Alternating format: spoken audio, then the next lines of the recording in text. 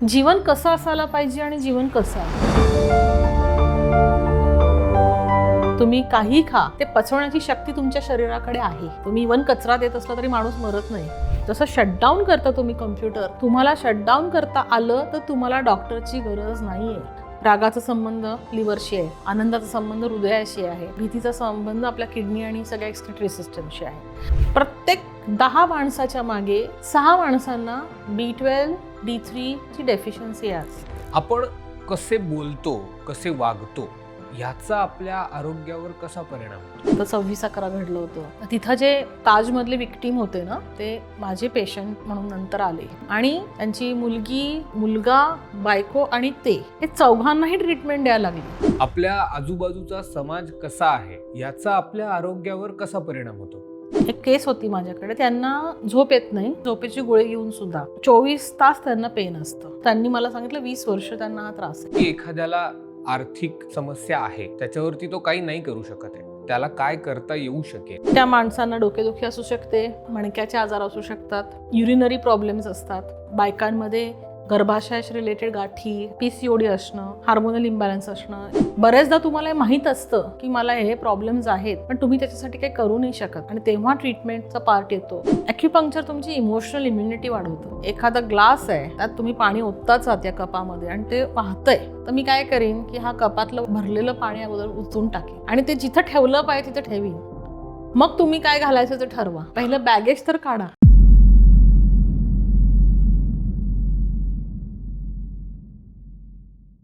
नमस्कार मंडळी, वैचारिक किडाच्या वैचारिक गप्पांमध्ये तुम्हा सगळ्यांचं स्वागत. अनेकदा असं होतं की रिपोर्ट नॉर्मल आहेत, पण तरीही बरं वाटत नाहीये. झोप लागत नाहीये, डोकं दुखतंय, पचन बिघडलंय, मान आखडलीये, कंबर आखडलीये. ह्याचे तात्पुरते उपाय किंवा ह्याच्यावरची औषधं आहेत, पण ह्याचं मूळ अनेकदा पैसा, ताणतणाव, एकटेपणा आणि श्रद्धा संस्कार हे असू शकतं. थोडक्यात सोप्या भाषेत आरोग्य म्हणजे काय हे सांगण्यासाठी आज आपल्याकडे पुन्हा एकदा आलेले आहेत सुमिता सातारकर. नसते. मॅम, तुमचं पुन्हा एकदा शो मध्ये स्वागत आहे. खूप खूप आभारी आहे मी. आम्हाला तुमच्या आधीच्या दोन्ही व्हिडिओजला खूपच चांगला रिस्पॉन्स आला होता. हो. तुम्हाला कसा रिस्पॉन्स आलाय? तुमचं काय म्हणणं आहे? प्रचंड रिस्पॉन्स आला. इतक्या प्रमाणात तो आला. फोनवरनं लोकांना रांगेत राहावं लागतंय. म्हणजे तो एक येतोय मेसेज की you are in the Q. बापरे. एवढ्या लोकांना आम्हाला रोज एन्क्वायरीची चौकशीसाठी फोन येत आहेत. आणि मुळात कसं आहे ना की तुमचा जो प्लॅटफॉर्म आहे ह्याच्यावरती लोकांना वेगळे विषय मिळतात, म्हणून ते बघितलेही जातात. त्याचाही त्याच्यामध्ये मोठा भाग आहे. मागच्या दोन्ही व्हिडिओज मध्ये आपण बोललो की तुमचं आरोग्य हे तुमच्या स्वभावावर डिपेंडंट असतं. हं. पण असे अजून काय काय फॅक्टर्स आहेत? मुळात आरोग्याची एक व्याख्या केलेली आहे, WHO पण केलेली आहे. आणि ॲक्युपंक्चर शास्त्राप्रमाणे आरोग्याची व्याख्या काय आहे की it is a state of, म्हणजे अशी स्थिती ज्याच्यामध्ये शारीरिक, मानसिक, भावनिक,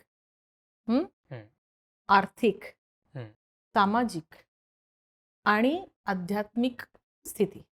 हां. तुम्ही स्वतःला किती ओळखता आणि तुम्हाला किती माहिती आहे की मी मला काय पाहिजे, मला कशाने काय होतं, हे सेल्फ ॲनालिसिस जेव्हा आपल्याला कळायला लागतं तेव्हा हे सगळे निकषवरती आपल्याला काम करणं खूप शक्य आहे.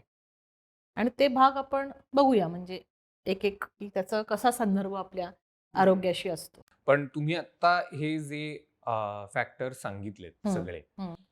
त्याचं आणि आरोग्याचं काय कनेक्शन आहे? पहिलं आपण शारीरिक घेऊया. हं.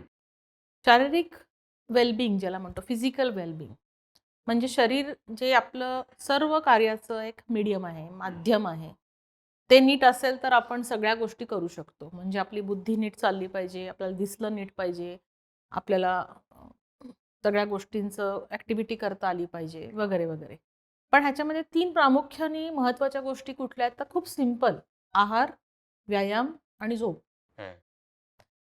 तुमच्या रोजच्या जीवनामध्ये तुम्हाला वेळेवर भूक लागतेय, तुम्हाला वेळेवर झोप येते आहे, तुम्ही जर व्यायाम करत असाल तर तुम्हाला छान घाम येतो आहे आणि तुम्हाला कुठलाही इचिंग होत नाहीये, तुम्हाला पोटात दुखत नाहीये, कुठल्याही पेनची तुम्हाला संवेदना नाहीये, म्हणजे तुम्ही 90% फिजिकली ठीक आहात. ओके. पण त्याच्यामध्ये महत्वाचं काय आहे की पहिलं आपण आहार बघूया. माणसाला म्हटलंय ना की पोटासाठी आपण करत असतो. ते खूप खरं आहे, कारण ही जी बायो एनर्जी आहे अन्नातून मिळणारी, त्याच्यातनं तुमचं रक्त तयार होऊन तुमच्या शरीर पेशीला ते सगळं अ, पोषण मिळत असतं. पण आहाराबद्दल आपण बघायला गेलो, महत्वाचा भाग असा सांगितलेला आहे की तुम्ही कुठे जन्म घेता. समजा तू कुठे जन्मलायस? पुण्यात. पुण्यात. सो तू पुण्याचं तुझं भौगोलिक जिओग्राफिकल तुझं हे आहे, म्हणजे महाराष्ट्र आणि पुणे. आणि तुझ्या वयाची 18 वर्ष पर्यंत तू जे काही घरात खातोयस ते तुझं स्टेपल फूड आहे. करेक्ट. मी तुला माझ्याकडे पेशंट म्हणून आलास आणि तुला काहीतरी आजारासाठी समजा मला काही पथ्य सांगायचे, तर ती मी एकदम वेगळी सांगायला सुरुवात केली की तू उद्यापासून ना फक्त हेच खायचं आहे, मुसळीच खायची आहे ब्रेकफास्टला, किंवा तू जे नॉर्मल आपले पोहे उपमा जे काय आपण खातो ते खायचं नाही आणि नुसतंच तू स्मूदी प्यायची आहेस किंवा काही जे करायचं, तुझ्या बॉडीला ते अडॉप्ट होणार नाही. बरोबर. आणि फार काय अवघड नाहीये, हे डिसिप्लिनमध्ये येतं, शिस्तीमध्ये येतं. की आपण लहानपणी आपल्याला एक प्रार्थना म्हणायला सांगायचे जेवण हो. करण्याच्या आधी, हो. आणि जेवताना बोलू नये म्हणून सांगायचे. कधी झालंय का तुझ्या बाबतीत? आमच्या वेळेला असं आई वडील खूप जेवताना बोललं की किंवा लक्ष नसेल जेवणाकडे तर खूप आम्ही बोलण्या खायचो. तर आता टीव्ही बघत लोक जेवत असतात. सो कितीतरी वेळा ते रजिस्टर नाही होत की मी काय खातोय. हे एक केमिकल फॅक्टरी असल्यासारखं आहे. तुम्ही जे प्रोग्रामिंग करून देता आहात जेवण खाताना, तेच तुमच्या बॉडीला डायजेशनला मिळणार आहे. बरोबर. सो प्रत्येक 10 माणसाच्या मागे 6 माणसांना B12, D3 ची डेफिशियन्सी आहे. हो. का? का तुम्हाला आपल्याला खायला मिळत नाही, आपण मालनरिष्ट आहोत? काय म्हणजे असं कसं होऊ शकतं? प्रत्येकाचं म्हणणं असतं जे अन्न आपल्याला मिळतं ते पोषण नाहीये किंवा त्याची न्यूट्रिशनल व्हॅल्यू कमी, असं काही नाहीये. त्याचं माझ्या दृष्टीने असं म्हणणं आहे की तुम्ही काय जेवताय? मी पेशंटला सहज विचारते, "काल काय जेवलात?" कोणी सांगत असेल, "आज माझं खूप दुखतंय किंवा पेन वाढलंय." मी सहज विचारते, "काल काय जेवलात तुम्ही?" त्यांना नाही आठवत. मी मी काय जेवलो नाही आठवत. बरं मग आज सकाळी काय खाल्लं? हां, आज सकाळी मी ॲक्चुअली बाहेर खाल्लं असं सांग. म्हणजे 3 मील्समधलं 1 मील लोकं बाहेर खातात. कामासाठी कोणी आलेले आहेत किंवा ज्या वर्किंग अवर्स असतात आपले आजकाल, त्याच्याने आपलं बायोलॉजिकल, मी मागच्या ह्याच्यात सांगितलं आहे की ऑर्गन क्लॉकच बिघडलेला आहे. सो आहार हा विषय आहे की तुम्ही काही खा, ते पचवण्याची शक्ती तुमच्या शरीराकडे आहे. तुम्ही इव्हन कचरा देत असला तरी माणूस मरत नाही. म्हणतो ना आपण ह्यांना काहीच खायला मिळत नाही. आता आपण बघतो की कामगार लोक असतात ते फक्त भाकरी कांदा खात असतात. पण तुम्ही त्यांना ऑब्झर्व्ह करा. ते जी जेवणाची सुट्टी घेतात ते सगळे गोल करून बसलेले असतात. बघितलंय? आणि ते त्या बरोबर खात असतात. ते आपल्या कुठलाही डिफोकस्ड नसतात. करेक्ट. सो आहाराचं हे खूप इम्पॉर्टंट थिंग आहे. दुसरं आहे व्यायाम.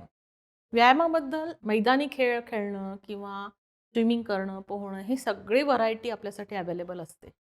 पण आता असं एक लोकांचा कॉन्सेप्ट झालाय की मी जिममध्ये जाऊन केलं आणि खूप तुडवलं स्वतःला तरच व्यायाम होतो. असं नाहीये. तुम्ही ठीक आहे 1 तास जिम खूप चांगलं करत असाल आणि दिवसभर मात्र तुम्ही बसून सेडेंटरी लाईफ आहे तुमचं. ॲक्टिव्हिटी काहीच नाहीये. म्हणजे पाणी आणायला सुद्धा माणूस आहे तुमच्याकडे पाणी आणून द्यायला. तर तुमच्या बॉडीला त्याचा फारसा उपयोग नाही होणार. ॲक्टिव्हिटीला, हालचालीला महत्त्व आहे. जेवढा तुमचं रक्ताभिसरण हलणार आहे, बॉडी हलणार आहे, तेवढा तुमचा बॉडीचा फिटनेस हा इम्पॉर्टंटली आपल्याला बेनिफिट करत असतो. म्हणजे किती छोटी गोष्ट आहे. तर लहान मुलं बघा तुम्ही सतत हे करत असतात. काहीतरी खेळत तरी असतात, पळत असतात. शाळेमध्ये सुद्धा स्वस्त बसत नाही, सांगायला लागतं. हा आपला स्थायी भाव आहे माणसाचा, की आपण हालचालमध्ये असलं पाहिजे. काही लोकांना बसल्या बसल्या पाय हलवायची सवय असते. बघितलं तुम्ही? तेच दाखवतं की body is giving some movement to some part of your body. पण इट्स ओके. काही लोक म्हणतात ती चांगलं लक्षण नाहीये, अमकं नाही. बॉडीची हालचाल झालेली पाहिजे. तुम्ही बसल्या असताना तुमचे पाय जर असे थोडे थोडे हलवत राहिलात तरी तुमच्या हृदयाला ती चालना मिळते. तिसरी गोष्ट आहे झोप. झोपेवरती मी अख्खा पॉडकास्ट बोलू शकते ऍक्च्युली. कारण हा खूपच महत्वाचा विषय आहे. वरदान आहे ते आपल्यासाठी. म्हणजे निसर्गाने दिलेलं आपल्यासाठी सगळं. आपण जेवलो नाही तरी चालेल, पण आपण झोपलो नाही ना, तर आपल्या सगळ्यात जास्त हानी त्याच्याने होते. कारण त्याचा डायरेक्ट परिणाम आपल्या लिव्हरवरती आणि मेंदूवरती होत असतो. आणि ते दोघं जण, मी म्हणते की राजा आणि सेनापती आहेत. त्या दोघांची काळजी आपल्याला घ्यायला लागते. असा एक पेपर घेतला गेला की ज्या लोकांचं आयुष्यामध्ये त्यांनी कन्सिस्टंटली चांगली झोप घेतलेली आहे, त्यांचं वयोमर्यादा वाढलेली दिसली. आणि म्हणून जपानमध्ये दुपारच्या वेळेस सुद्धा मुलांना शाळेत झोपवतात. हो ऐकलंयस तू? हो हो इतकं त्याला महत्व आहे किंवा नॅप घेणं ह्याला महत्व आहे. खूप सायंटिस्ट असतात किंवा जे लोक मेंदूनी काम करतात खूप, त्या लोकांना सुद्धा एक पॉवर नॅप रेकमेंडेड आहे की तुम्ही तुमच्या मेंदूला तो थोडासा स्पीड ब्रेकर सारखा एक ब्रेक द्या. परत तुमचा मेंदू त्याच्याने रिस्टार्ट जसं कम्प्युटरमध्ये करतो तसं होऊ शकतं. तर प्रत्येकाने हे बघितलं पाहिजे की मी बाबा आयडियली 11 ते 6 मी झोपलं पाहिजे. काही त्याच्यामध्ये काही लोक 5:30 4:30ला उठतात, पण ते लवकर झोपतात. That's okay. लवकर तुम्ही 4ला उठलात तरी तुमच्या बॉडीला प्रॉब्लेम नाहीये. पण तुम्ही 4ला झोपलात तर मात्र उलटं चक्र आपलं होत जातं. सो दॅट इज शारीरिक आपण बघतोय. दुसरा विषय आहे मानसिक. मन हे आपलं मेंदू आणि इतर सगळ्या अवयवांशी कनेक्टेड आहे. मागच्या वेळेलाच मी सांगितलं. मनाचा कारक कोण आहे? म्हणजे मनामध्ये कुठलीही भावना, म्हणजे मन आणि भावना हे तर कनेक्टेड आहेत, पण त्यांना कोण सांगतं हे सगळं? काही सांगू शकशील तू याच्यावर? खूप सिंपल आन्सर आहे. विचार. आपले विचार हे स्टिम्युलेटरचं काम करतात. आपले विचार आपल्याला लहानपणापासून घडत असतात, आपल्याला मदत करत असतात, आपल्याला आपली बुद्धी वाढण्यासाठी मदत करत असतात आणि त्याच्याच बरोबर आपल्या मनाला, भावनेला नियंत्रित किंवा अनियंत्रित करण्यामध्ये विचारांचं खूप मोठं हातभार आहे. आपल्याला खूप वेळा सांगितलं जातं पॉझिटिव्ह राहा, आनंदी राहा. कसं राहू शकतो आपण? सांग मला. की आनंद ही जी एक परिस्थिती आहे, स्थिती आहे मनाची, ही 24 तास असूच शकत नाही. आणि त्याच्यामध्ये मग आता पुढच्या सगळ्या फॅक्टर्स मी बोलणार आहे की आपण इतके सेन्सिटिव्ह असतो खरं. म्हणजे आपण काहीतरी कम्प्युटरवरती टाईप करतोय, पण आपले कान दुसरं काहीतरी ऐकत असतात. की घरात समजा कोणीतरी भांडत असेल बॅकग्राऊंडला, तर तुम्हाला ते सगळं ऐकू येतं आणि तुम्ही ते करत असताना तुमचा विचार काय येतो, काय ह्यांचं रोज असतं. चिडणार तुम्ही किंवा म्हणाल मला हे ऐकायचंच नाही, मला कंटाळा आलाय गोष्टींचा. परत विचार विचार दिशा देतो भावनांना की तुला काय वाटलं पाहिजे.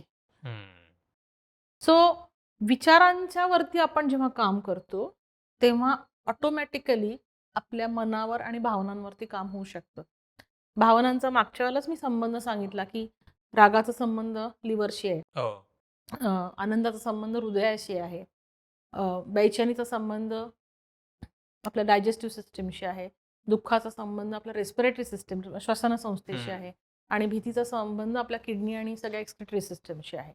सो जेव्हा जेव्हा आपल्याला जे कानावर ऐकू असतं किंवा दिसत असतं किंवा आपण जे परस्यू करत असतो त्याप्रमाणे आपल्या मनात विचार निर्माण होत असतात. अगदी साधं उदाहरण देते की शाळेमध्ये सगळेजण समान आहेत, पण सगळ्यांना एकच विचार सांगितला जातो. कधी कधी तो फोर्स पण केला जातो आपल्यावर. आपल्याला पटत नसेल तर आपल्याला ते बाई किंवा शिक्षक आवडेनासे होतात. होतात की नाही? हे मला हे नाही आवडत.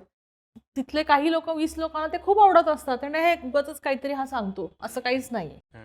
पण प्रत्येक व्यक्तीचं आकलन शक्ती, समजण्याची शक्ती, वाटण्याची शक्ती ही खूप सारी त्याच्या विचारांवरती अवलंबून असते. आणि ते विचार कुठे तयार होतात? तर सगळ्यात पहिलं जागा आहे आपलं घर. घरामध्ये जर सतत दुसऱ्यांबद्दल असूया आणि जेलसी ह्या गोष्टी आपण खूप बघतो, कॉम्पिटेटिव्हनेस हे बोललं जात असेल तर मुलांमध्ये आपोआप त्या गोष्टी येतात. त्याला आपण संस्कार म्हटलेलं आहे. म्हणतात ना मुलांसमोर चांगलं बोला, त्यांना चांगलं सांगा, त्यांच्यासमोर गोष्टी हे करू नका किंवा जे काही आपल्या आता कॉन्फ्लिक्ट्स आहेत घरामध्ये, काही वाद आहेत, ते सगळे बघून बघून मुलांवर का परिणाम होतात? कारण त्यांना दिसतं की हेच विचार आपले तयार होणार आहेत. सो कम्प्युटरच्या भाषेत सांगायचं झालं तर तुम्ही जो डेटा फीड करता ना, त्या डेटावरती आपलं व्यक्तिमत्व बनतं. जरी आपली एक प्रकृती असली तरी त्याला खतपाणी काय आहे त्याच्यावर तुमचा सर्वांगीण विकास होत असतो. आलं लक्षात? आता शारीरिक मानसिक गोष्टी ठीक आहेत, पण आर्थिक गोष्टी तुमच्या आरोग्यावर कसा परिणाम करतात? आर्थिक स्वास्थ्याचा आपल्या आरोग्याशी खूप जवळचा संबंध आहे. खूपच जास्त. म्हणजे हां. हा कोणीच विषय कधी बघितलेला हो. नाहीये. बरोबर? आता ह्याच्यात थोडंसं आपण मागे जाऊ, की आपण कुठे जन्म घेणार आहोत हं. किंवा काय? या थेअरीबद्दल बऱ्याच थेअरी येतात, पण त्याच्याबद्दल नाही मला बोलायचं. मला असं वाटतं, की आपला चॉईस नसतो. हो.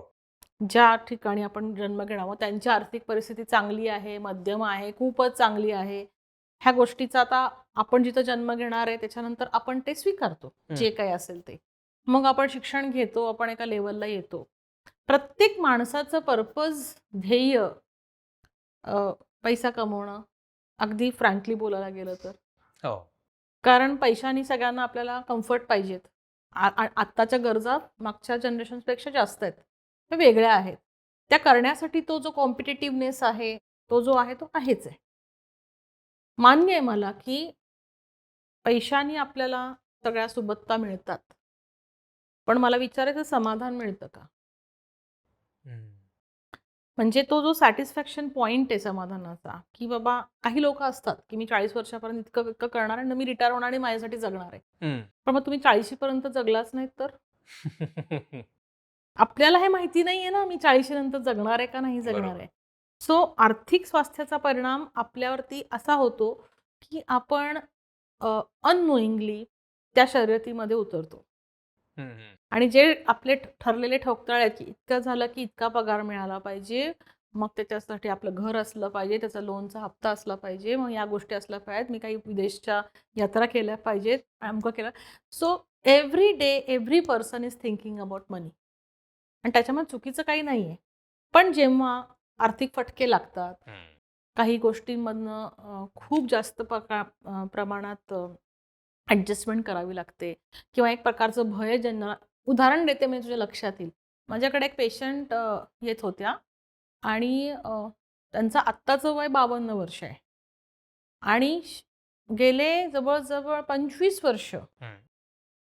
त्यांना आयदर लोअर बॅकचा प्रॉब्लेम आहे, नाहीतर युटरसचा प्रॉब्लेम झाला, युटरस काढून टाकलं. ओव्हरीजचा प्रॉब्लेम झाला होता. मिसकॅरेजेस झाले होते आणि सायटिका पण तुम्ही एम-आर-आय किंवा हे बघितलं तर तिथं काय फारसं मेजर डिफेक्ट काही दिसत नाही स्पाईनमध्ये. पण इतका प्रॉब्लेम आहे की प्रॉपरली चालू पण शकत नाही, इतकं पेन त्यांना बापरे! असायचं. आणि जेव्हा आपल्याला दिसतं की हे एनर्जी बॉडीमध्ये खूप इन्सिक्युरिटी साठलेली आहे. हं. फिअर आणि इन्सिक्युरिटी. त्याचं काय आहे हे लिंक? ती शोधायला गेल्यानंतर कळतं, की चांगल्या आर्थिक म्हणजे सो आर्थिक परिस्थिती असताना सडन जो फटका बसला, त्याच्याने ड्रास्टिकली त्यांच्या आयुष्यामध्ये पैशाचं चणचण खूप जास्त झाली. इतकी झाली, की त्यांना काही अंशी शिक्षण सोडायला लागलं आणि म्हणतो ना सोसायटीमध्ये लोकं म्हणतात, "तुमचं घर तुम्ही विकलं का?" हां. हा साधा विचार आहे. पण त्या माणसाने कसं पर्स्यू केलं, "बापरे! माझं सगळं गेलं आता बहुतेक मी" म्हणतात ना रस्त्यावर बरोबर. आलो किंवा हां. जे काही नुकसान झालंय आणि ह्याचं जे भय निर्माण होतं माणसाच्या मनात, की मी आता समजा ₹30,000 पगार कमवतेय, हं. पण माझं हे पण नाही राहिलं, तर ही जी इन्सिक्युरिटी आहे त्याची सवय लागली त्यांना. त्या तरुण वयात तो एक्सपिरियन्स घेतल्यामुळे आणि हळू ती इमोशन तुमच्या बॉडीमध्ये लॉज होत गेली. म्हणजे ₹100 मिळाले तरी ₹90 मी कसे सेव्ह करीन? हं. एक तर त्याच्याबद्दल त्यांचं सुरू झालं आणि आता आपण आहोत का तसे? नाही आहोत. पण तेव्हा जे झालेलाचा इम्पॅक्ट, ट्रॉमा म्हणजे मनाच्या 2 अवस्था असतात. एक मन खरचटतं, नाहीतर मन फ्रॅक्चर होतं. हं. जेव्हा मन फ्रॅक्चर होतं, त्याला प्लास्टरची गरज आहे.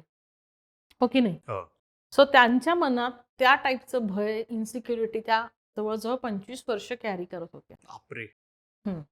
आणि जेव्हा ट्रीटमेंट झाली आणि गेलं, आता तो इन्सिडन्स मी काही त्यांची सिच्युएशन बदलू शकते का? ट्रीटमेंट त्यांची परिस्थिती नाही बदलू शकत. मला पेशंट्सला हे सांगायचंय.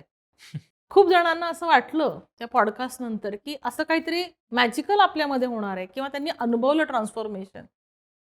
हे मॅजिकल नाहीये, हे मेडिकल सायन्स आहे. पहिली गोष्ट, तुमच्या शरीरामधल्या त्या चॅनलमध्ये समजा एखादा ब्लॉक आहे तो काढल्यानंतर तो फ्लो सुरळीत झाल्यामुळे तुम्ही बरे आहात. हम्म.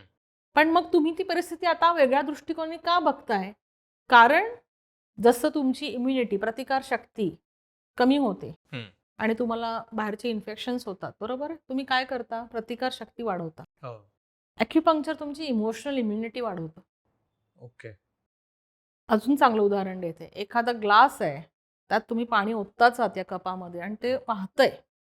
तर मी काय करीन, की हा कपातलं भरलेलं पाणी अगोदर ओतून टाकेन. हम्म. बरोबर आहे? हम्म. आणि ते जिथं ठेवलं पाहिजे तिथं ठेवीन. मग तुम्ही काय घालायचं ते ठरवा. पहिलं बॅगेज तर काढा. आपलं आयुष्य आत्ताचं आपण बदलू शकतो का? नाही बदलू शकत. आपल्याला समजा चांगलं पाणी नाही मिळत आहे, चांगलं दूध नाही मिळत आहे, जे काही ताण आपल्याला आहेत, असणार आहेत, वाढतच जातील. हम्म. ते नाही बदलू शकत. पण मग तुमची इम्युनिटी वाढते का? हो. हम्म. इथं ट्रीटमेंटचा पार्ट आहे, की तुमच्या पेशंटला जेव्हा मी सांगितलं, की तुम्ही हे एवढ्या वर्षाचं भय आणि इन्सिक्युरिटी कॅरी करताय, त्यांना तेव्हा ते स्ट्राईक झालं. माहिती नव्हतं का त्यांना माहित होतं. पण आत्ता प्रेझेंटमध्ये खरंच मी ते कॅरी करतेय. असं झालं होतं आणि त्यावेळेला मला खूप त्रास झाला होता. पण ते आजपर्यंत मला मॅटर करतंय? म्हटलं हो. ते मॅटर करतंय तुम्हाला आणि आपण ते काढल्यानंतर मग 15व्या दिवशी जेव्हा फॉलोअपला येतात, वाटतंय का भय? नाही वाटत आहे. त्यांना हे मॅजिकल वाटू शकतं पेशंटला, पण ते मॅजिकल नाहीये. ते शास्त्र आहे.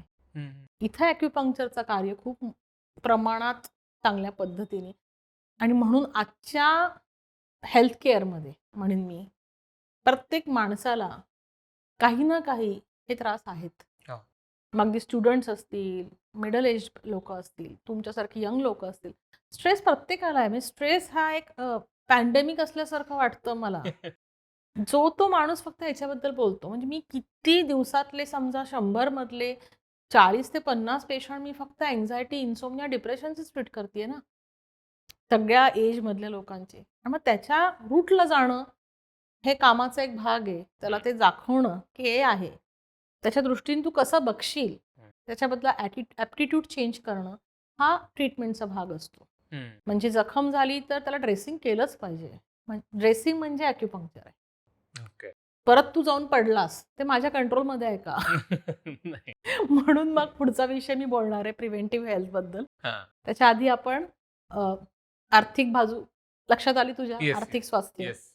आपल्या आजूबाजूचा समाज कसा आहे याचा आपल्या आरोग्यावर कसा परिणाम होतो? खूप जास्त परिणाम होतो. जेव्हा कोविड झाला आणि आपण रोज बघत होतो बातम्यांमधनं, इतक्या लोकांना झाला, इतके लोक व्हेंटिलेटरवर आहेत, इतकं असं झालंय वगैरे वगैरे. तुला कुठलं फिलिंग येत होतं ते बघताना? थोडं फिअर होतं. It was a communal fear. म्हणजे नुसताच माझा फिअर नाही, तर समाजामध्ये फिअर होता किंवा जी अस्थिरता असते. अगदी साधं उदाहरण देते. मी आत्ता शूटिंगला यायच्या आधी मी अर्धा तास ट्रॅफिकमध्ये अडकले होते. मला तुमच्या वेळेला यायचं होतं. तर मला अँक्झायटी डेव्हलप झाली, की मी बिकॉज ऑफ दिस ट्रॅफिक मी पोहोचू शकत नाहीये. ह्याच्याने डेफिनेटली मला अँक्झायटी झाली. बरोबर? सो आपल्या आजूबाजूला जे काही घडत असतं, चांगलं वाईट दोन्ही गोष्टी, ह्याचा सुद्धा आपल्या आरोग्यावरती परिणाम होत असतो.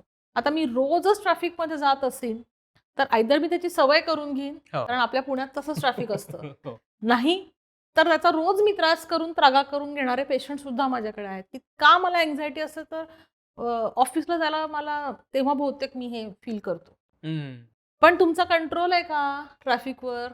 नाहीये. इधर तुम्ही मेट्रोनी जा, बसनी जा. तुम्हाला ट्रॅफिक अनअवॉइडेबल आहे. करेक्ट? पण त्याचा परिणाम होतो ना? हो. 100% तुमच्यावर होतो. दुसरं, काही अनप्लेझंट गोष्टी घडत असतात समाजामध्ये. आपण पेपर वाचतो किंवा अगदी उदाहरण द्यायचं झालं तर 26/11 घडलं होतं. तिथं जे ताजमधले विक्टीम होते ना, ते माझे पेशंट म्हणून नंतर आले. त्यांच्यामध्ये म्हणजे पॅरालिसिस झाला होता त्यांना. आणि जेव्हा ती फॅमिली आली माझ्याकडे, त्यांची मुलगी, मुलगा, बायको आणि ते हे चौघांनाही ट्रीटमेंट द्यायला लागली. का? कारण त्या घटनेचा इतका जबरदस्त झटका त्यांच्यावरती बसला, फिअरचा आणि मरता मरता त्यांचे वडील वाचले. हा. 5 वर्ष त्यांचं ते सगळं चाललं होतं. म्हणजे अनेक ट्रीटमेंट चालल्या होत्या. आणि त्यामुळे जो ट्रॉमा म्हणू शकतो आपण, हो. हा जबरदस्त ट्रॉमा आहे. आपल्याला तो नुसतं बघून ट्रॉमा झाला. हो. ज्यांनी ते अनुभवलं आहे, त्यांच्यासाठी केवढा ट्रॉमा असेल. तर हे ट्रॉमा राहतात तुमच्या एनर्जी बॉडीवरती. हम्म. आणि त्या प्रत्येकाला वेगवेगळे त्रास होते. म्हणजे ज्यांची जी बायको होती, तिला sciatica खूप जबरदस्त झालेला होता. म्हणजे कॉम्प्रेशन होतं ह्याच्यात. त्यांची जी मुलगी होती, तिला PCOD झालेलं होतं. हम्म. मुलगा होता त्याला खूप तऱ्हेचे हार्मोनल चेंजेस, थायरॉइडिझम आणि सगळं चालू झालेलं होतं. त्याला अजिबात झोप येत नव्हती. टिपिकली ते सगळे डिस्टर्ब. सो हे सामाजिक स्वास्थ्य जे आहे ते आपण आपल्यावरती खूप परिणाम करत असतं. आता लहान मुलं शाळेत जातात. खूप वेळा असं असतं की काही मुलांवरती इतर मुलं दबाव आणत असतात. हो. अगदी छोट्या गोष्टींवरनं, तुझ्याकडे पेन्सिल नाही का, तुझ्याकडे खोडरबर नाही. पण मी असे पेशंट बघते, मी त्या मुलांना जेव्हा विचारते, तुला शाळेत कोण त्रास देतं? की ते मुलं ओपन अप होतात, ती बोलायला. हम्म. बघा, घरचं सगळं छान आहे. पण शाळेत जातो मुलगा, शाळेत जावंसं वाटत नाही. त्या बाई त्याला आवडत नाही, कारण बाई सारख्या ओरडत असतात सगळ्यांसमोर. हम्म. असे बारीक बारीक फॅक्टर्स आहेत. पण जेव्हा आपण पेशंटला विचारतो, आपल्याला ती लिंक लागते. हम्म. माझ्याकडे ते एक मुलगा येतो, त्याला कॉन्स्टंट 12 महिने सर्दी असायची. हा. म्हणजे ना गळतच आहे 5वीतला मुलगा. हा. आणि सगळे डॉक्टर्स करून ॲलर्जी, अमकं तमकं सगळं झालेलं होतं त्याचं. आणि जेव्हा त्याला मी बघितलं, तर भयानक सॅडनेस होता त्याच्या नाडीमध्ये. हम्म. भयानक सॅडनेस. मग मी त्याच्या आईला विचारलं, हा शाळेत जाताना रडतो का अजूनही? ती म्हणली, भयंकर रडतो. तो स्कूल बस येऊपर्यंत बस स्टॉपवर पण तो रडत असतो. आम्ही त्यांच्या शाळेत जाऊन सांगितलंय, बघितलंय, पण त्याला मग विचारलं, तुला शाळा आवडत नाही का? कारण मला शाळा आवडते, पण मला शाळेतले मुलं आवडत नाहीत. मला ते टीचर आवडत नाहीत. अनेक त्यांनी अशी लिस्ट सांगितली मला त्या मुलाने. हम्म. त्याच्याने तो रोज कुठली इमोशन पर्स्यू करत होता, तर सॅडनेस. हो. मला नाही आवडत, दुःखी व्हायचा तो. हा. आता हे कोणाला सांगताना कसं एक्सप्लेन करायचं? बरोबर. ट्रीटमेंट दिली मी त्याला. शाळा मी बदलू शकणार आहे का? नाही बदलू शकणार. पण त्याला जे वाटत होतं, तो जो बॅगेज त्याच्यामध्ये, म्हणजे कसं असतं, correct thought, correct emotion, no baggage. Hmm. Wrong thought, wrong emotion आणि बॅगेज. असं आहे ना. मुलाचा विचार काय आहे, की मला शाळेत आवडत नाही, मला त्याच्याने वाईट वाटतं. मुलं जी रॅगिंग करतात किंवा काय करतात, ओरडतात सगळ्यांसमोर, बाई एखादं गणित चुकलं त्याच्याने मला वाईट वाटतंय. ते वाईट वाटणं ते दुःखामध्ये कन्वर्ट होऊन ते बॅगेज तयार झालं. याचा संबंध आपल्या श्वसन संस्थेशी आहे. हम्म. त्याची पूर्ण सर्दी गेलेली आहे. फक्त वर्षातून एकदा मी त्याला फॉलोअपला बोलवते, इतर पेशंटप्रमाणे. टू सी की तुला परत परत ते होतंय का? हा. थोडंफार त्याला होत असेल तर त्याला ट्रीटमेंट देता येईल. पण जोपर्यंत तो आता 10वी होत नाही, माझ्या दृष्टीने त्याला चॉईस नाहीये. ह्याला म्हणतो आपण सोशल वेलबिंग. हम्म. हेच तुमच्या कॉलेजमध्ये घडतं. हो. हेच तुमच्या ऑफिसमध्ये घडतं. एखादा बॉस तुम्हाला खूप लोकांसमोर रोज ओरडत असेल, तुमच्या होतात ना, हम्म. इतक्या मला त्या कॉमन गोष्टी मिळतात. हो. आणि राग, सप्रेस्ड अँगर असतो, ऑफिसला जायच्याबद्दलचा रेझिस्टन्स असतो, कामामध्ये इंटरेस्ट नसतो. आपण काही काय म्हणतो ना, आपलं काम हम्म. हे जर आपण एन्जॉय नाही करू शकलो, तर आपण तिथे जाणारे फक्त एक मशीन, यंत्र नेऊन ठेवलंय आणि यंत्रासारखे आपण बनतोय. त्याचं कारणच ते. जी मुलं आनंदाने शाळेत जातात बघा, त्यांना मार्क पण चांगले मिळत असतात. हो. होतं की नाही असं? सो सामाजिक स्वास्थ्याचा आपल्या शरीरावरती परिणाम होत असतो. अनेक डॉक्टर्स सांगतात, की सकाळी न्यूजपेपर वाचू नका. रात्री झोपताना बातम्या, कारण ते सगळं आपल्याला तेच सांगतात, की किती अनस्टेबिलिटी करेक्ट. सगळीकडे आहे. समजा मी रात्री, आता जे मध्ये युद्ध आणि सगळं चाललं होतं, ते बघून मी झोपले, तर माझ्या बॉडीमध्ये तेच विचार घेऊन मी झोपणार आहे. तर खूप रॉंग आहे, की तुम्ही झोपताना जर न्यूज बघून झोपत असाल, त्याचा खूप तुमच्या अननोईंगली बॉडीवरती परिणाम होतो. आणि लास्ट आहे आध्यात्मिक. आता आध्यात्मिक म्हटल्यानंतर खूप, ॲक्च्युली हा खूप मोठा विषय आहे, त्याच्यात नाही जायचं मला. पण काहीतरी रिलिजियस गोष्टी, धार्मिक गोष्टी करणं म्हणजे आध्यात्मिक असणं. तुला आध्यात्मिक स्वास्थ्याचं काय अंडरस्टँडिंग येतंय, अर्थ येतोय, सांग मला. असं काही कळत नाहीये. कळत पण नाहीये आणि ते खूप आध्यात्मिक आहेत हा. म्हणजे काय की ते खूप देवाच्या देवळात जातात, ते खूप पूजा पाठ करतात. ह्या गोष्टी सगळ्या जण समजतात ते आध्यात्मिक आहे. आध्यात्मिक प्रत्येक माणूस असतो. आलं लक्षात? आणि आध्यात्मिक म्हणजे काय? तर मी परत तिकडं जाईन की आपण या एनर्जी वैश्विक ऊर्जा प्राणांनी बनलेलो आहोत. बरोबर. हे तर आपण मानतो. हा. आपण इथे सगळ्या या वैश्विक ऊर्जामधला एक पार्ट आहोत. सो प्रत्येक माणूस त्या ऊर्जेचा एक अंश आहे. Consciousness is the ground of all being. बरोबर? आपल्या आयुष्यामध्ये 2 दिवस इम्पॉर्टंट असतात. अतिशय इम्पॉर्टंट असतात. पहिला म्हणजे जेव्हा आपण जन्म घेतो तो दिवस, आणि दुसरा म्हणजे तुला कळतं की तू का जन्म घेतलायस. मी का जन्मलो आहे ह्यालाच आध्यात्मिकता म्हटलेलं आहे. म्हणजे काय, तर आपण खूप कॉम्प्लिकेट करत चाललोय, खूप क्लिष्ट करत चाललोय जीवनाला. मी मगाशी म्हटलं होतं की जीवन कसं असायला पाहिजे आणि जीवन कसं आहे, हा तो फरक आहे. म्हणजे तुम्हाला श्रद्धेमुळे पाठिंबा मिळतो आणि तुम्हाला करेज म्हणजे कुठली करण्याची जी ताकद असावी लागते ती आपल्याला मिळते. आपण जर श्रद्धाच ठेवली नाही, कशावरही ठेवा श्रद्धा म्हणते मी. तुमच्या आयुष्यात भेटणारे जेवढे लोक तुम्हाला मदत करतात, ठेवा ना श्रद्धा. श्रद्धासाठी कुठंतरी मोठं स्थानच असलं पाहिजे असं नाहीये. आपल्याला किती लोक भेटतात. म्हणजे मी स्वतःला खूप भाग्यवान समजते की मी अशा प्रोफेशनमध्ये आहे की रोज माझा संपर्क लोकांशी येतो आणि प्रत्येक माणसाकडनं काहीतरी शिकायला मिळतं. खूप शिकायला मिळतं. आणि त्याच्यासाठी जेव्हा आपल्याला कळतं की या माणसाचा हा उपयोग मला झालेला आहे, तो माणूसही माझ्या दृष्टीने स्पिरिच्युअल आहे.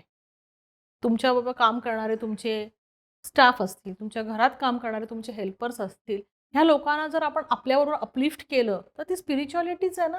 ह्याच्यासाठी वेगळं काही करायची गरज नसते असं माझं मत आहे.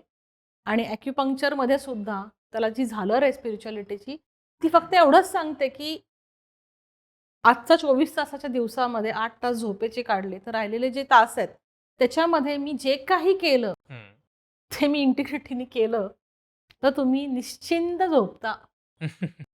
तर तुमचा वाद झाला असेल, कोणाला तुम्ही बोलला असाल, कोणी तुम्हाला बोललं असेल, तर आपण किती ते बॅगेज घेऊन झोपतो विचार कर. इरेज झाल्या पाहिजेत मेमरीज. झोपायला जायचंय म्हणजे जसं शटडाऊन करता तुम्ही कम्प्युटर, तुम्हाला शटडाऊन करता आलं तर तुम्हाला डॉक्टरची गरज नाहीये. ॲक्युपंक्चरचा उपयोग असा आहे की बरेचदा तुम्हाला हे माहीत असतं की मला हे प्रॉब्लेम्स आहेत, पण तुम्ही त्याच्यासाठी काही करू नाही शकत. आणि तेव्हा ट्रीटमेंटचा पार्ट येतो, जी तुमची सगळी स्वच्छता करते. नेसेसरी नाही की तुम्हाला आजार असलं म्हणजेच ॲक्युपंक्चर घेतलं पाहिजे. Preventive health, prevention is better than cure, हा कॉन्सेप्ट प्रिव्हेंटिव्ह अँड सोशल मेडिसिनचं पाया आहे. आणि हा खूप जगात म्हणजे अमेरिका, युरोप, चायना, जपान तर सगळ्यांच्या पुढे आहेत. ह्याने तो घेतलेला आहे. तुम्ही डॉक्टरकडे काहीतरी दुखतं म्हणून जायचं नाही, मला काही होऊ नये म्हणून जायचं. हा जो कॉन्सेप्ट आहे, हा जोपर्यंत आपल्या देशात येत नाही तोपर्यंत आपण जागरूक होणार नाही. कारण तू काय रोज बसून ऑडिट करणार आहेस का, आज माझं भावनिक स्वास्थ्य चांगलं आहे का, आज माझं आर्थिक स्वास्थ्य चांगलं आहे का? नाही, एवढा वेळही नाहीये कोणाला. तुम्ही 40 मिनिटं चालून आलात खूप आहे आजच्या जेवणामध्ये. 3 जेवणांपैकी एका जेवणात तुम्ही आनंद घेतला खूप आहे. अशीच परिस्थिती आहे. तुम्ही हे जे स्तर सांगितलेत, ह्यात आरोग्य उत्तम ठेवण्यासाठी टॉप 3 काय आहेत तुमच्यासाठी? टॉप 3 हा. टॉप 6 असले पाहिजे. हा, नाही, ऑब्व्हियसली सगळेच इम्पॉर्टंट आहेत, पण तरी त्यातल्या त्यात असे कुठले जे नाहीच आहेत, अनअवॉइडेबल आहेत? म्हणजे त्या आपण काही करू शकत नाही ना. आहे ना, म्हणजे आर्थिक आपण काही करू शकत नाही. सामाजिक तर आपण अजिबातच काही करू शकत नाही. आणि काही अंशी शारीरिक पण नाही करू शकत. म्हणजे शारीरिक मधला आहार आणि व्यायाम आणि निद्रा. का? कारण पुण्यामध्ये सुद्धा मी आता माझे पेशंट्स येतात खूप, UPSCचे अभ्यास करायला येतात. घर सोडून अभ्यास करत असतात आणि त्यांना मेसमधलं जेवण जेवावं लागतं. पर्याय नाही आहे त्यांच्याकडे हा.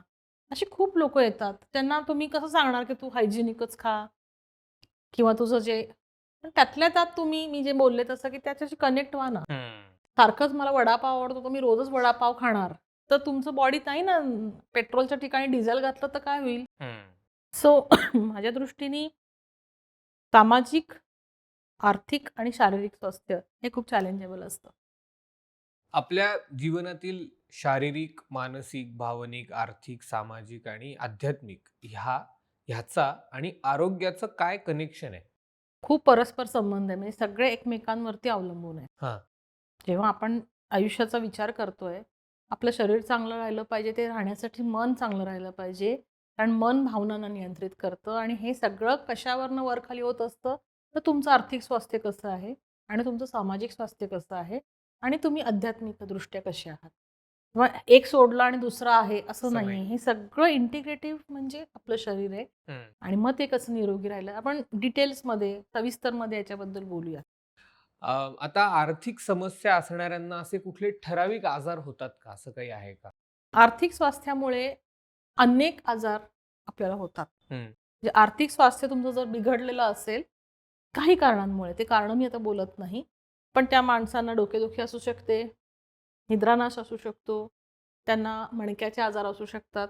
मोस्ट कॉमन आपल्याला बघायला मिळतं ते हं, युरिनरी प्रॉब्लेम्स असतात.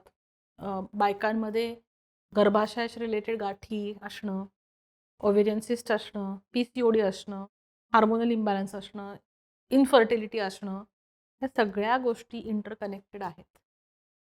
बरं. कुठलाही क्रॉनिक आजार म्हणजे जो आजार 21 दिवसापेक्षा जास्त तुमच्या शरीरात आहे, हं, त्याला आपण क्रॉनिक म्हणतो. हं, त्या प्रत्येक आजाराला मूळ आहे. हं, एक केस होती माझ्याकडे. त्यांचं आता वय 58 इयर्स आहे. 58 वर्ष आहे. हं. आणि त्यांना झोप येत नाही. कित्येक वर्ष त्यांना झोप येत नाही. झोपेची गोळी घेऊन सुद्धा. बरं. हं.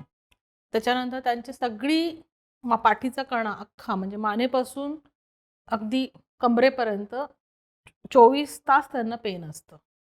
बापरे! हां, कुठल्याही बाजू आज ही बाजू, कुठले जॉइंट्स कुठलंही सांगा त्यांना त्याच्यामध्ये वेदना आहेत आणि हे गेले कित्येक म्हणजे जवळ त्यांनी मला सांगितलं 20 वर्ष त्यांना हा त्रास आहे. बापरे!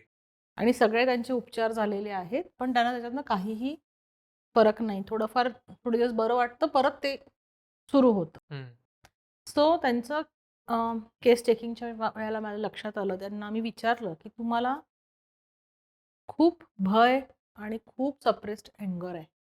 हं, अतिशय भीती आहे तुमच्या मनामध्ये आणि खूप इन्सिक्युरिटी ज्याला म्हणतो, ती आहे आणि प्रचंड राग सप्रेस झालेला आहे. हं. काही तुम्हाला सांगता येईल का त्याच्याबद्दल?" त्यावेळेला त्यांनी मला असं सांगितलं, की त्या ज्या परिस्थितीत होत्या, म्हणजे त्यांचं लग्न उशिरा झालेलं होतं. पण आई-वडील जे होते त्यांची आर्थिक परिस्थिती खूपच खालावली गेली होती काही कारणांमुळे.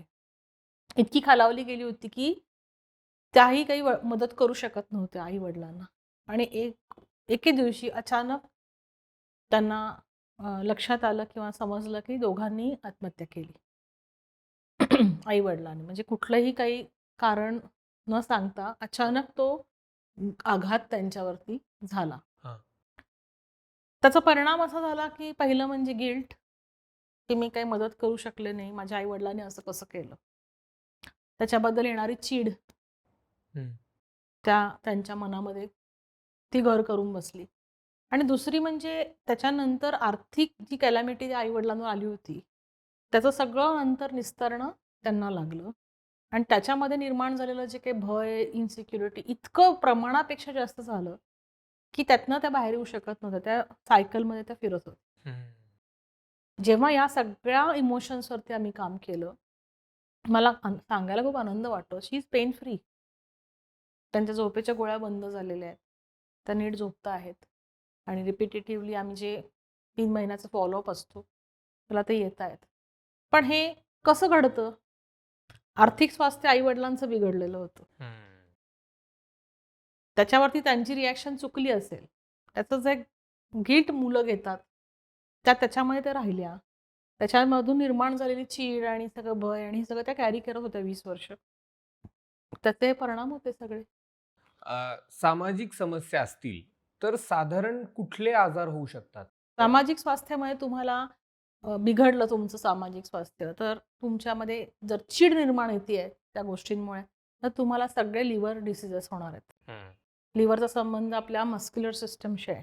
तो मस्क्युलर पेन, शोल्डर दुखतोय, फ्रोझन शोल्डर होतो आहे, डोकं दुखतं आहे आणि सगळ्या जॉईंट्समध्ये पेन आहे, मसल्समध्ये. हे तुम्हाला होणार आहे. झोप तुम्हाला येणार नाही सप्रेस्ड अँगरमुळे. जर तुमच्या सातत्याने सामाजिक स्वास्थ्य बिघडत आहे आणि तुम्ही त्याच्याबद्दल अनहॅपी आहात. जोकिंगली सांगते, की आपण एवढं सगळं टॅक्स भरतो, पण आपल्याला चांगलेच रोड सुद्धा मिळत नाहीत. रस्त्यावरून जाताना आपण रोजच दुःखी होतो, की कधी आपल्याकडे चांगले रस्ते मिळणार आहेत. हे मी सातत्याने विचार करत राहिले तर कदाचित माझ्या बॉडीवरती त्या इमोशनचा परिणाम होणार आहे. तसंच बेचैनी आहे, कुठे पोचायचं आहे, ट्रॅफिक इतकं आहे किंवा ज्या काही परिस्थितीमध्ये गोष्टी घडतायत, अनप्लेझंट म्हणूया आपण, आपल्याला आवडत नाही जे गुन्हे घडत असतात आणि त्याचा आपण वाचून, ऐकून त्याचा विचार करतो आणि तो विचार जर तुमचा बेचैनी वाढवत असेल, तर तुम्हाला गॅस्ट्रिक इश्यू होणार आहेत, कोलायटिस होणार आहे, IBS होणार आहे, ॲसिडिटी होणार आहे, हायपर ॲसिडिटी होणार आहे. हेच जर तुमचं परत म्हणेन मी भय असेल, तर तुम्हाला सगळे किडनीचे आजार होणार आहेत. काही मुलं असतात त्यांना भीती वाटते शाळेत जाऊन कोणी बाई आपल्याला ओरडणार आहेत किंवा आपला अभ्यास झालेला नाही. सातत्याने ते घडत असेल तर त्या मुलांना रात्री बेड वेटिंग, बिछाना ओलं होणं असे आजार असतात. याच्यावरनं मला एक आठवलं की सामाजिक स्वास्थ्याबद्दल एक उदाहरण देते की एक 18 वर्षाचा मुलगा माझ्याकडे पेशंट म्हणून आला. अमेरिकेतनं ते शिफ्ट झाले होते आणि त्याला बेड वेटिंगचा प्रॉब्लेम होता, म्हणजे एवढं ॲडल्टहूडमध्ये सुद्धा. नॅचरली सगळ्या ट्रीटमेंट्स त्यांच्या झालेल्या होत्या, पण माझ्याकडे मला असं लक्षात आलं की लहानपणी त्याचे वडील त्याला खूप मारायचे आणि खूप ओरडायचे आणि त्यांची प्रचंड भीती त्या मुलाला होती. कालांतराने त्याच्या आई वडिला विभक्त पण झाले ते, पण ते जे त्यांनी कॅरी केलं ते तसंच चाललेलं होतं. बाकी कारण नंतर भारतात आल्यापासून त्यांचं आयुष्य खूपच एखादं परफेक्ट आयुष्य असं, त्यांचं आर्थिक सगळं चांगलं होतं, सामाजिक त्यांना प्रॉब्लेम नव्हता, शिक्षण पण चांगलं झालेलं होतं, पैसाही चांगला मिळत होता, पण बाकी कुठली तक्रार नव्हती. पण रात्री अननोईंगली हे होत होतं. सगळ्या न्यूरोलॉजिकल टेस्ट पण त्यांच्या नॉर्मल येत होत्या, पण तरी हा प्रॉब्लेम सातत्याने येत होता आणि त्याची लिंक मला त्याच्यामध्ये ही मिळाली, जी त्याच्या वयाच्या किती वर्षाचा, 5 का 6 वर्षाचा तो होता मुलगा. हां, सो तुमच्या आजाराला कारण क्लिअर असतंच. माझं काम आहे की ते रेक्टिफाय करणं. काय कारण आहे तुमचं? आता माझ्या तब्येतीवर या पैलूंपैकी कशाचा जास्ती परिणाम होतोय हे मी स्वतः ओळखू शकतो का? किंवा असं काही स्वतः म्हणजे तुझं तुला सेल्फ अनालिसिस सारखं. सेल्फ अनालिसिस तर येईलच तुला, कारण आता मी हे जे सांगतेय की प्रत्येक भावनांचा संबंध कुठल्या अवयवाशी आहे आणि काय सिम्पटम्स येतात, तू स्वतः अॅनलाइज कर की तुझं कुठलं स्वास्थ्य बिघडलेलं आहे. अजून चांगलं उदाहरण द्यायचं झालं तर समजा तू पेशंट म्हणून आलास आणि तू मला सांगतोयस की मला ना ॲसिडिटीचा खूप त्रास होतोय गेले काही दिवस, म्हणजे काही महिने, आणि माझं डोकं दुखतं वेळेवर खाल्लं नाही तर, आणि मला झोप नीट येत नाही, असे तुझे सिम्पटम्स आहेत. ह्या सिम्पटम्सवरती मी जेव्हा नाडी बघते तेव्हा मी कुठले चॅनल्स तुझे इम्बॅलन्स्ड आहेत ते बघणार. मला येणार स्टमक स्प्लीन म्हणजे अर्थ एलिमेंटचा संबंध बेचैनीशी आहे. तुझं डोकं दुखतं त्याचा संबंध लिव्हरशी आहे, झोप येत नाही आणि ह्या गोष्टी. माझा प्रश्न तुला हाच असणार की तुला कोणाचा सप्रेस्ड अँगर येतोय का? साधारण त्याचा कालावधी मी सांगू शकते. फॉर एक्झाम्पल 5-6 वर्ष तुझ्यामध्ये हे सातत्याने घडतंय का? तू जिथे काम करतोस तिथे तुला कोणाचा राग येतोय का? किंवा तू घरात ज्यांच्या रिलेशनशिपमध्ये आहे तुला काही झालेलं आहे का? किंवा तुला आत्ता तो म्हणाला की नाही मी जॉब बदललाय, मग तुला तो आवडत नाहीये का? किंवा तुझं तिथे जे असतं ते सतत वरीड असतोस का तू सगळ्या परफॉर्मन्स बद्दल? ह्या 3-4 प्रश्नामध्येच तुझं अनालिसिस होतं आणि कळतं की कुठली इमोशन कुठलं स्वास्थ्यामध्ये बिघाड आहे. समजा it is related to the office आणि बाकीचं सगळं तर सामाजिक स्वास्थ्य बिघडलेलं आहे. तू म्हणलास ह्या पद्धतीनेच तुम्हाला इनपुट मिळतं. आपण कसे बोलतो, कसे वागतो ह्याचा आपल्या आरोग्यावर कसा परिणाम होतो? कसे बोलतो म्हणजे जे विचार येतात त्याच्याने बोलतो आपण. आपल्याला राग आला तर आपण रागातले विचार घेऊन बोलतो, त्याचा परिणाम तुमच्या आरोग्यावरती होणारच आहे ना. बरोबर. तुम्ही जर सतत, आता आपल्याला सांगितलं जातं की आनंदी राहा, पॉझिटिव्ह राहा, पॉझिटिव्ह बोला. हे का सांगितलं होतं, की ऑटोमॅटिकली आपल्या शरीरामध्ये त्याची एक सवय लागून जाईल. बरोबर आहे ना? माझं असं म्हणणं आहे, की पॉझिटिव्ह, निगेटिव्ह असं काही नसतं. आपण स्टेट ऑफ न्यूट्रॅलिटीमध्ये जायला पाहिजे. म्हणजे कसं, की काही गोष्टी ज्या मला पॉझिटिव्ह वाटतील, कदाचित तुला नाही वाटणार. हो. त्याच्यामुळे आपले वाद वाढू शकतात रिलेशनशिपमध्ये. तर तुला जे निगेटिव्ह आहे आणि मला ते पॉझिटिव्ह आहे आणि ह्याच्यामध्ये आपण जेव्हा आपल्यामध्ये वाद निर्माण होतात, तणाव निर्माण होतो, ते आपले विचार आयदर रागाचे विचार असतील किंवा दुःखाचे विचार असतील. बरोबर ना? ह्याचा डायरेक्टली आपल्या अवयवांशी, भावनांशी संबंध असतो. आणि त्यामुळे तुम्ही जे बोलताय, तुम्ही जे ऐकताय म्हणेन मी, तुम्ही जे बघताय, ऐकताय आणि तुम्ही जे बोलताय ह्याच्यामध्ये साम्य असलं पाहिजे. म्हणजे तुम्ही स्वतःशी अलाईन आहात आणि ह्याच्यासाठी तुम्ही रोज स्वतःला आरशात बघितल्यानंतर काय थॉट येतो, जो मी अर्लियर बोलले, की स्वतःला शाबासकी देणं, स्वतःबद्दल चांगलं फिलिंग येणं. जेव्हा तुम्ही स्वतःला चांगले विचार देताय, आपोआपच तुमच्या वाणीमध्ये ते चांगले विचार बाहेर पडताना दिसतात. आता समजा असं आहे की एखाद्याला आर्थिक समस्या आहे, त्याच्यावरती तो काही नाही करू शकत आहे. तर तेव्हा त्यांनी त्याचे विचार कसे ठेवले पाहिजेत किंवा त्याला काय करता येऊ शकेल? आर्थिक समस्या त्याची आपण तर त्याला ट्रीटमेंट देत नाही आहोत, बरोबर आहे? आणि ती तशीच राहणार आहे असं तुम्ही जे म्हणताय. पण त्याच्यामुळे त्यांच्या मनामध्ये जे वजन निर्माण झालंय भयाचं, इन्सिक्युरिटीचं, रागाचं, ते तर ट्रीटमेंटने आपण काढू शकतो, ज्याच्याने त्यांच्या विचारांमध्ये सकारात्मक बदल होऊ शकतो ट्रीटमेंटमुळे. ज्या गोष्टी त्यांना समजत नसतील, की ही परिस्थिती बदलण्यासाठी काय आवश्यक आहे, ते येण्यासाठी सुद्धा ॲक्युपंक्चरचा उपयोग होतो. म्हणजे मला 10 वर्ष आर्थिक संकट आहे. म्हणजे 10 वर्ष मी काय कॅरी करतेय?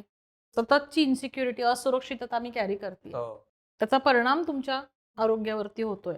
तर ती साठलेली असुरक्षितता आपल्याला नक्कीच काढता येते ना. म्हणजे मी उदाहरण दिलं, की ग्लास मी रिकामा करू शकते ना.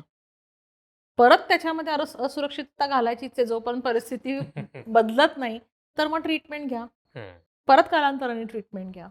पण अशी गरज होत नाही. कारण बऱ्याचशा लोकांचं असं म्हणतात बघा, माझ्या समोरच ते होतं पण माझ्या लक्षात आलं नाही. अशा गोष्टी घडलेल्या मी बघते, की जो चष्मा निघाला.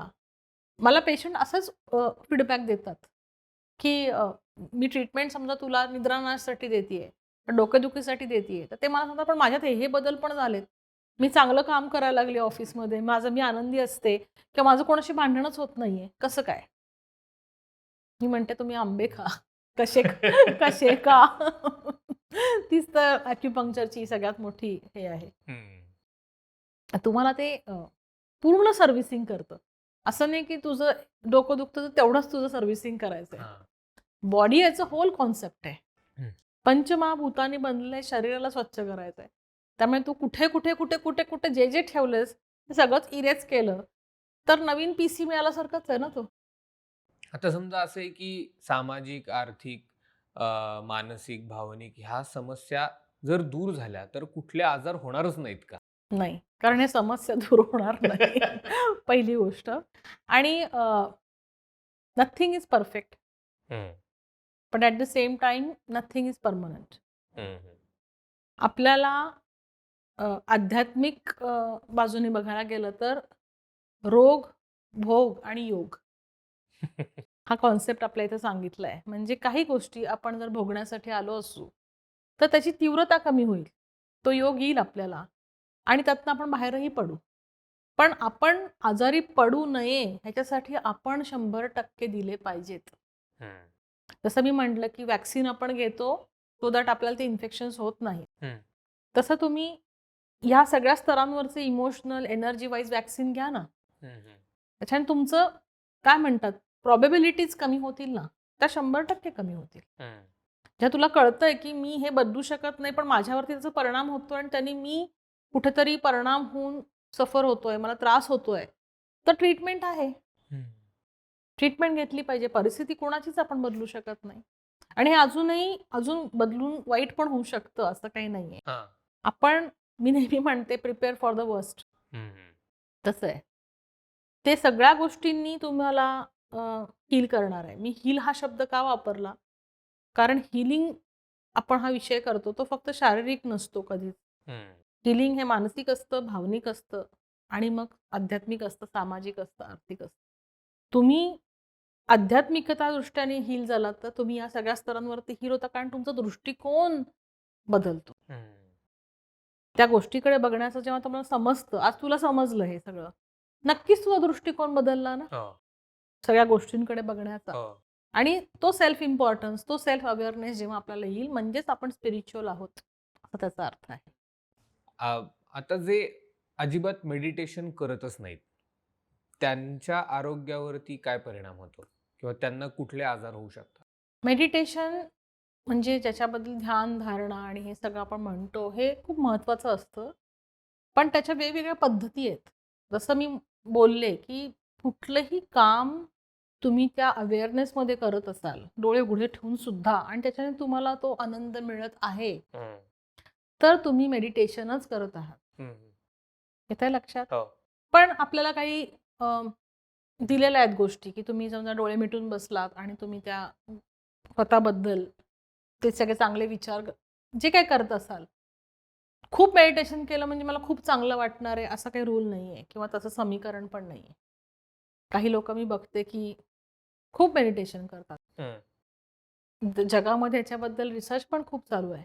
पण त्या 2 तासाच्या मेडिटेशनमध्ये कदाचित 10 मिनिटच तुमचं ध्यान लागलं असेल. असंही शक्यता आहे.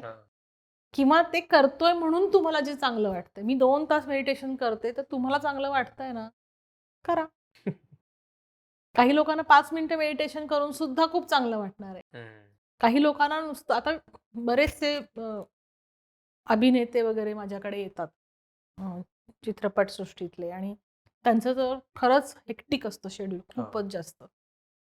तर त्यांना पण मी हीच सांगत होते, एक अभिनेते आले होते त्यांना, की तुम्ही कविता करत आहात. सेटमधले दुसरा शॉट रेडी होईपर्यंत तुम्ही बसता आणि तुम्ही कविता सुंदर गीतं लिहिता आहात. हे तुमचं मेडिटेशनच आहे. किंवा तुम्ही ॲक्टिंग चांगली देण्यासाठी जे तुम्ही ॲक्टिंग परफॉर्म करत आहात आणि त्यावेळेला तुम्हाला जे वाटते, अनुभूती येत असते त्यांना ती. ते पण एक प्रकारचं मेडिटेशनच आहे. एखादी गृहिणी आहे, जी जेवण बनवताना पूर्ण तिचं सगळं देते आणि तो आनंद घेते, की "वाह! माझी आज भाजी काय सुंदर दिसतेय." किंवा "माझ्या बागेला किती सुंदर फुलं आली." किंवा "मी बागेत पाणी घालतेय." म्हणजे खूप सिंपल आहे आयुष्यामध्ये. कॉम्प्लिकेट करत चाललोय आपण. साधं आपल्या बागेला आपण जेव्हा पाणी घालतो ना, हा माझा अनुभव आहे. मला खूप आनंद होतो. कारण ती झाडं अशी नाचताना दिसतात. तो जो काही रंग असतो नेचरचा, हे मेडिटेशनच आहे ना. एखादा चांगला षड्ज लागणं, मी आता गाणं गाते म्हणून सांगते. तो सा जेव्हा लागतो, डोळे मिटायची पण गरज नाहीये. पण ती जी व्हायब्रेशन्स आहेत, ती तुम्हाला हॅपीनेसच देतात. सो मेडिटेशन कुठल्याही प्रकारचं असू देत. तुम्ही शोधा, कुठल्या कृतीने तुम्हाला आनंद मिळतोय. खरा आनंद. आता एखादा पेशंट मला म्हणेल, मला पिझ्झा खाताना माझं शारीरिक स्वास्थ्य आणि मेडिटेशन होतंय, असं नाही. खरोखर ज्याच्यामुळे तुम्हाला वाटतंय, की हे केल्याने मला खरंच खूप छान वाटतं आणि ते वाटतं. ते तुम्ही अनुभवायला लागलात, तर तुमचं स्वास्थ्य चांगलंच राहणार आहे त्याच्याने. तुम्ही मगाशी म्हणाला होतात, की प्रिव्हेंटिव्ह हेल्थसाठी ॲक्युपंक्चरमध्ये काय ट्रीटमेंट्स आहेत?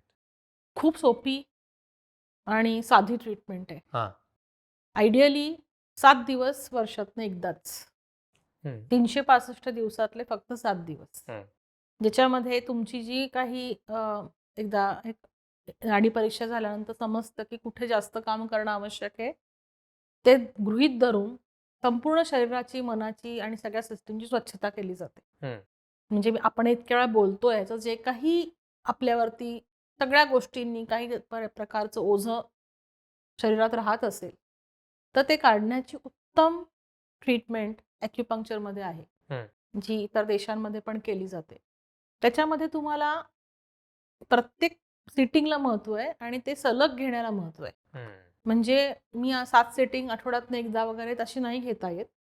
आणि 7 दिवस सलग का घ्यायचेत? कारण त्या प्रत्येक दिवशी त्या ठराविक चॅनल्सवरती काम केलं जातं. त्याच्याशी रिलेटेड असलेल्या भावना आणि त्या सगळ्यावरती काम केलं जातं. म्हणजे तो चॅप्टर संपून दुसरा चॅप्टर, असे ते 7 चॅप्टर आपले, म्हणजे 7 दिवसाची ट्रीटमेंट.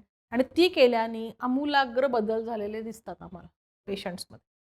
काही होणारे जे आजार असतात कळतं सुद्धा ना. समजा तुला आत्ता काही सिम्पटम्स नाही आहेत, हां, फक्त तुला हा सिम्पटम आहे की माझं पोट सतत ॲसिडिक वाटतं मला, एवढाच सिम्पटम आहे. आणि मग छातीत धडधड वाटते आणि थोडा मी नॉर्मल असतो. हा खूप छोटा सिम्पटम आहे तुझ्यासाठी, पण हे अलार्मिंग साईन असू शकते पुढच्या आजारांची. तर ती तिथंच त्याची जर डागडुजी केली, कोण त्याला ते करतंय, ती डागडुजी जर झाली, तर ते सगळं पुढचं चेन आपण टाळू शकतो. उत्तम रीतीने टाळू शकतो. त्यामुळे आजार झाला तरच ॲक्युपंक्चर घ्यायचं असं नाहीये. ते तर आहेच आहे. पण आजार होऊ नये म्हणून ॲक्युपंक्चर, याच्यामुळे तुम्हाला 20 मिनिटाची ट्रीटमेंट फक्त दिवसभरात एकदाच घ्यायची आहे. कुठलंही पथ्य पाळायचं नाही. ती ट्रीटमेंट करून तुम्ही ऑफिसला जाऊ शकता आणि तुमच्या दिनचर्येमध्ये त्याच्याने काही फरक होणार नाही. आणि मग 7 सिटिंग संपल्यानंतर आम्ही 15 दिवसाची हिलिंगची गॅप देतो आणि फॉलोअप घेतो त्या पेशंटचा, की सगळं ठीक आहे ना, कसं वाटतंय त्याचा फीडबॅक घेतो. आणि मग नेक्स्ट इयरची त्यांना अपॉइंटमेंट दिली जाते. आणि हे आता मी गेले 12 वर्ष करतेय. म्हणजे माझं आता 30 वर्ष, हे माझं 30वं वर्ष आहे कामाचं. बापरे. हो. आणि 12 वर्षापासूनचं तर पेशंटचा, वर्षातून एकदा येणाऱ्या पेशंटचं स्क्रीनिंग डेटा सगळं आमच्याकडे आहे. सुमिता मॅम, खूप धन्यवाद. तुम्ही पुन्हा एकदा आमच्या शोमध्ये आलात आणि नेहमीप्रमाणेच खूप चांगली माहिती आमच्या सगळ्या प्रेक्षकांना दिलीत. त्याबद्दल खरंच खूप खूप धन्यवाद. मी पण खूप आभारी आहे. तुम्ही मग मला परत परत बोलवत आहात, त्यासाठी मी पण तुमची खूप खूप आभारी आहे. मंडळी, तुम्हाला जर हा व्हिडिओ आवडला असेल तर नक्की लाईक करा, शेअर करा, वैचारिक किडाच्या चॅनलला सबस्क्राईब करा. भेटूया पुढच्या एपिसोडमध्ये. धन्यवाद.